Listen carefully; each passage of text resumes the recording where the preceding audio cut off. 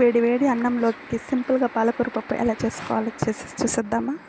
ముందుగా అయితే కందిపప్పు నీట్గా వాష్ చేసుకొని టమాటాలు ఎర్రగడ్డలు అయితే వేసుకోవాలి. ఆ తర్వాత వెల్లుల్లి పచ్చిమిరపకాయలు అయితే యాడ్ చేసుకోవాలి. కొంచెం చింతపండు వేసుకోవాలి. ఇక్కడైతే నేను పసుపు యాడ్ చేశాను, అదైతే క్లిప్ అయితే మిస్ అయిపోయింది. పాలకూర వేసుకున్నాక తగినంత వాటర్ అయితే పోసుకోవాలి. ఒక స్పూన్ అయితే పెట్టుకోవాలి, ఎందుకంటే విజిల్స్ వచ్చినప్పుడు వాటర్ అయితే కింద పోకుండా ఉంటుంది. కొంచెం అయితే ఆయిల్ వేసుకొని ఆ తర్వాత మూత పెట్టుకొని 5 విజిల్స్ వచ్చినంత వరకు స్టవ్ మీద పెట్టుకొని కుక్ చేసుకోవాలి.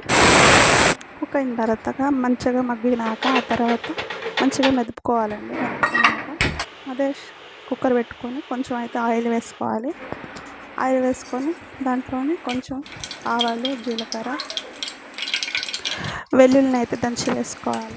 వేసుకుని కరివేపాకు, ఆనియన్స్ వేసుకొని కొంచెం రెడ్ అయ్యేదాకా కలుపుకొని ఆ తర్వాత అయితే పాలకూర పప్పు వేసుకొని తగినంత వాటర్ పోసుకొని సాల్ట్ అయితే యాడ్ చేసుకోవాలి.